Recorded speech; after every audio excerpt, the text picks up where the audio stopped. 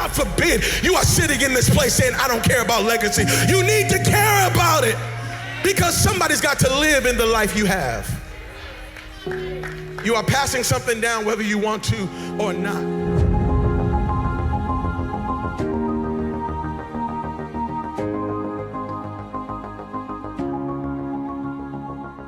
Hey, what's going on, you guys? Welcome to the Mindset Mastery Podcast. I'm your host, Coach Sam Velasquez, and I'm super thrilled you are here today. As always, we are constantly wanting to grow in our mindsets, whether that is our faith, our marriage, our family, or in your business. We are all in process, you guys. We are all needing to continually learn and develop skills in order to become a better version of who we already are. Listen, I am I'm excited about this and concerned all at the same time because I think this is a serious epidemic I think we face not only in our personal lives, but really in culture today. And I want to talk about this because the truth is, throughout the course of your life, there are going to be so many times where we're given or challenges are going to come our way that are just simply beyond our control. You ever had something happen to you that was just outside of your control? And here's what I want to allude to. Too often, we go down the path maybe in our mind and we'll say something like this. Most things are out of your control. There's nothing you can do about it.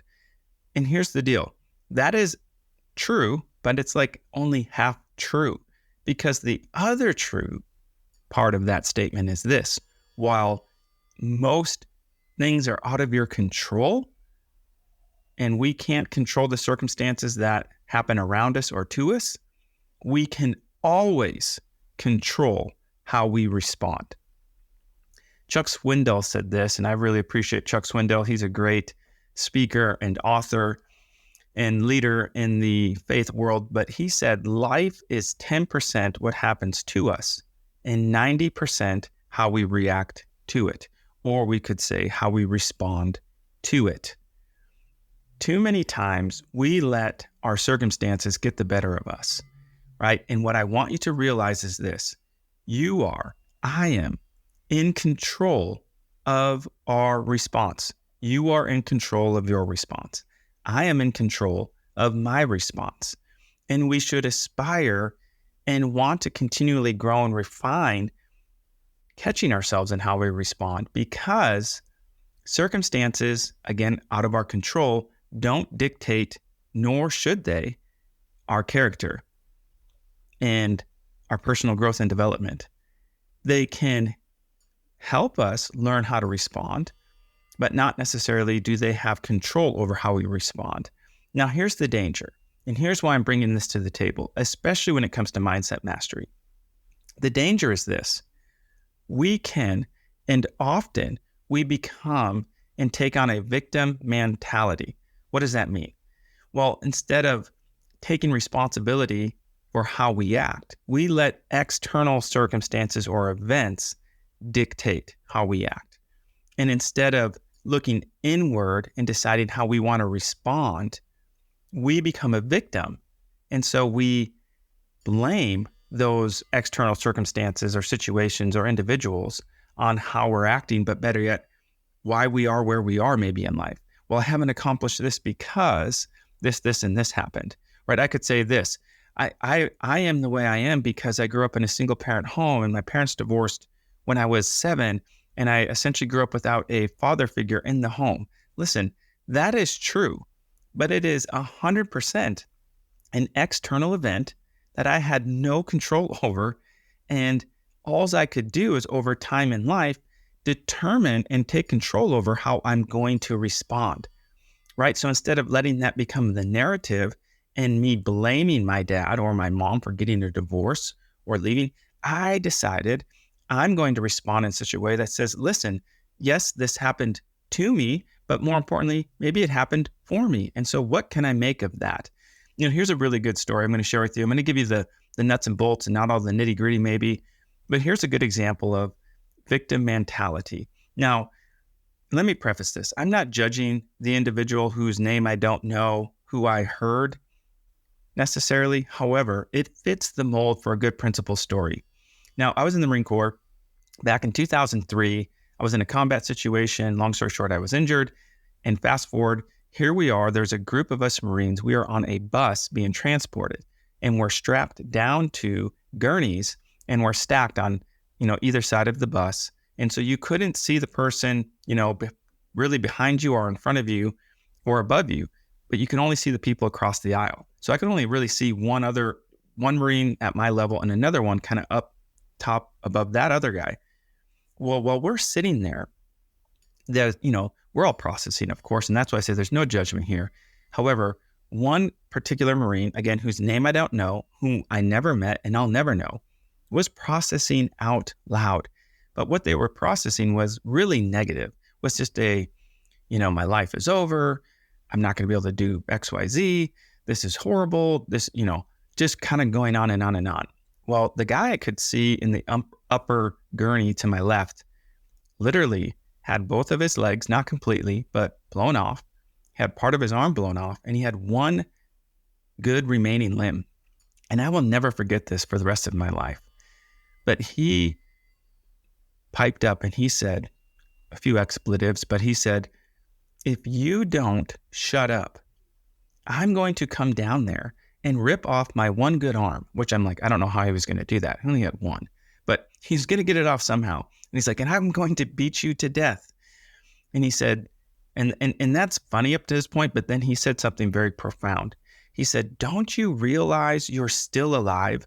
Don't you realize there are men and our fellow Marines who are never going home, who aren't going to make it, who have already died? He said, you have air in your lungs. So if you don't shut up about it, I'm going to come down there and beat you to death. Now, I'm paraphrasing a little bit of that, but that's pretty dang accurate to what happened. And why that's profound is here's a Marine who has more reason to play the victim than the other guy. Because I know for a fact and later found out he did not have any of his limbs gone. He was in very, not critical condition compared to this other guy. And that's just an example, but it's very true of life, how easily we let our circumstance dictate our behavior, or we let external circumstances dictate how we can just become a victim and start blaming all of the things that happen to us. And listen, that's not taking on mindset mastery.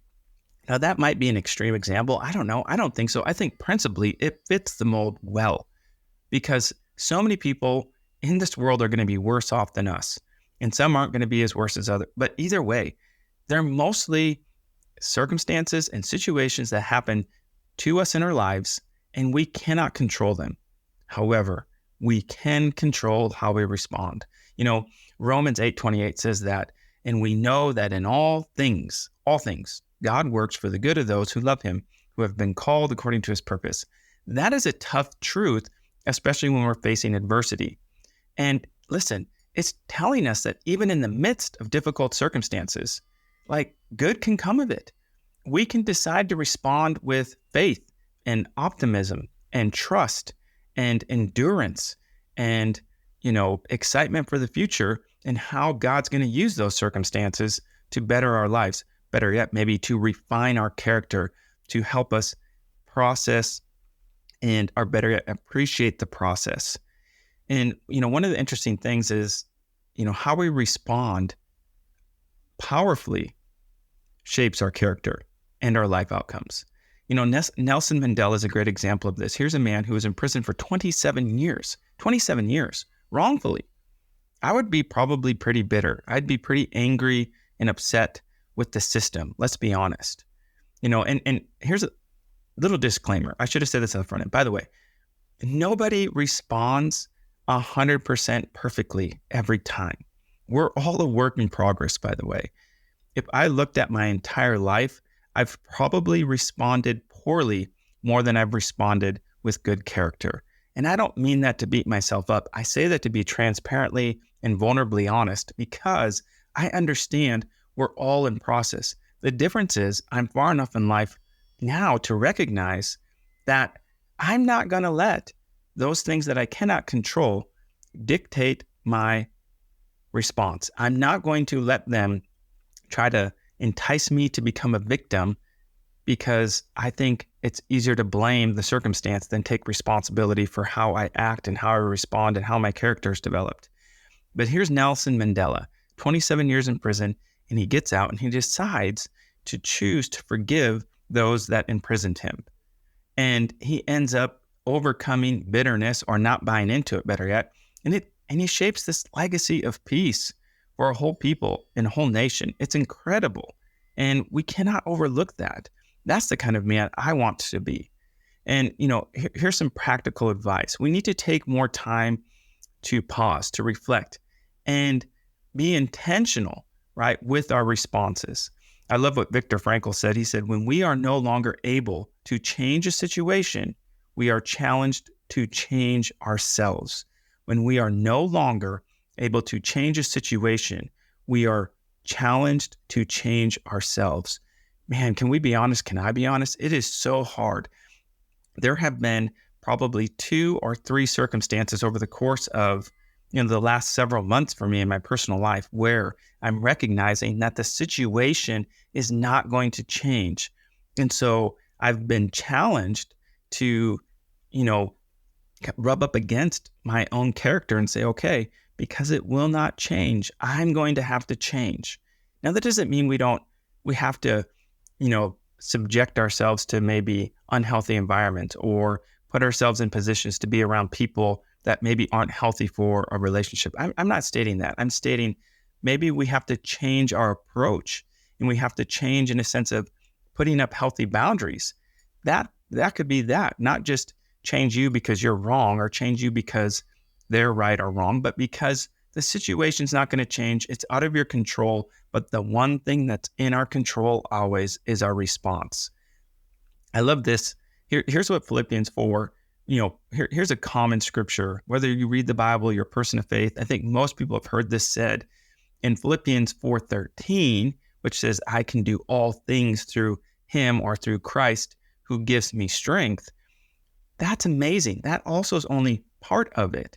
Because if you go back to verse 12, it says this, I know that this is so marvelous. Okay. It says in Philippians 4:12 through 13, I know what it is to be in need. I know what it is to have plenty. I have learned the secret of being content in any and every situation. What that story is telling us, what that verse is telling us is that whether I'm in need of something, whether I feel like I'm lacking something, or whether I feel like I have everything I ever needed and I have no lack, the secret is the same for both, is to be content. It is to respond with an attitude of gratitude. It is to respond with an assurance of knowing, regardless of my circumstance, I'm going to respond in such a way that says, God, I trust you, and you're going to be the one who fulfills all of my needs. But I'm not just going to sit here. I'm not going to be a victim of my own circumstances. I'm actually going to take action. I'm actually going to move. I'm going to respond by stepping out in faith that all of those things will be met. Here's some practical application steps we can take. Whatever it is that you're facing, whatever your situation may be, excuse me, acknowledge it. Don't ignore it. Don't pretend that something that is bugging you or something that is a external circumstance is having an effect on you. Acknowledge it. Don't feed it necessarily, but acknowledge it. And then seek some perspective, whether that's just you pondering the situation or seeking counsel, going to someone you trust, giving them the situation and getting that advice and feedback from them. And then maybe look at it as, well, maybe this isn't necessarily a circumstance that's, supposed to be good or bad. Maybe it's a circumstance that's supposed to teach me something. What is it that this is teaching me? And then be intentional. Respond in a way that aligns with your values and faith. And, here's the challenge. Okay, reflect on one of the past difficult circumstances that you've had in your life. Okay, identify one way different responses could have led to a better outcome. Okay, we all have that. It could be simple as how you responded to one of your kids if you have kids. It could be how you responded to your spouse if you're married. It could be how you responded to your coworker at work. I don't know what the situation is, but just use that as an example. Reflect on what it was and then ask yourself, how did I respond? Could I have responded better? Could I have responded in a, more even keel way? I don't know what it is for you, but if we don't take time to reflect, we don't take time to actually acknowledge the fact that there are situations and circumstances happening every day in our lives, and we're not taking time to reflect and get perspective, we're probably going to have a more difficult time building and shaping the character that we really want in our lives. Okay. And here's the deal. While life is unpredictable, okay, our power lies in our response. Okay. Here's my encouragement to you. Focus on building resilience and faith. I love this quote. I wish I knew who said it. It says, you cannot control the wind, but you can adjust your sails. I want to say that Jim Rohn said that, motivational speaker, entrepreneur, businessman, incredible. If you don't know who Jim Rohn is, follow him. But I believe that's who said that. But you cannot control the wind, but you can adjust your sails. I have no control over when and where the wind blows, but I can adjust my sail. I can adjust my, kite. I can, whatever it may be, I can make an adjustment. And that's the whole purpose of this, is I cannot control the external circumstance, but I can control my response. And lastly, I'll leave you with this, okay? Proverbs tells us this principal truth that we are to, in all things, right, trust in God with all of our heart, not lean on our own understanding, not lean on all of the circumstances that come at us, not lean on other people's responses, but in all of our ways to include our responses, to include how we act or react. But in all your ways and all my ways, we're to submit to him. And it says, he will make your path straight. He will make my path straight. There are going to be so many times where we're going to butt up against circumstances and challenges in life. And we've got to, in order to build mindset mastery, understand it is our response that we have the most control over that will develop and build the character and our life's outcomes. And so if you are feeling stressed or irritated or tired, or things don't seem to be working well in life, or your outcomes aren't what you want, pause, ask yourself, is it because of how I'm responding, or is it because of the circumstance? And let me just let the cat out of the bag. It's because of how you're responding. Circumstances are always going to come, and they're out of our control. So instead of becoming a victim and then trying to lean on your own understanding, because in that moment we begin to blame the external event or circumstance, instead, trust God, trust the process, lean on him, not on your own self, lean on him. And then in all the ways and all the circumstances and all the things, acknowledge him and ask, hey, how do you want me to respond? Or better yet, help me respond to this, please, because I'm about to lose my cool and go off the edge. Anyways, you guys, you have control over your responses. Become a student of reflection and seeking perspective, and then act intentional with your response so you can build your character and shape the life and the outcomes you desire most, so you can be not a benefit only to yourself, but to the people around you. You guys, I appreciate you. As always, Coach Velasquez with the Mindset Mastery Podcast. Go ahead, check out those show note links below. Go ahead, sign up for a free coaching call. For sure, sign up for that free email. I send out weekly encouragement and just motivation for you to build mindset mastery, because as the word tells us, as a man thinketh, so is he in his heart. And I want to make sure that what's in my heart is fruitful and adds benefit to the people around me. You guys, we will see you on the other side. Peace. God forbid you are sitting in this place saying, I don't care about legacy. You need to care about it, because somebody's got to live in the life you have.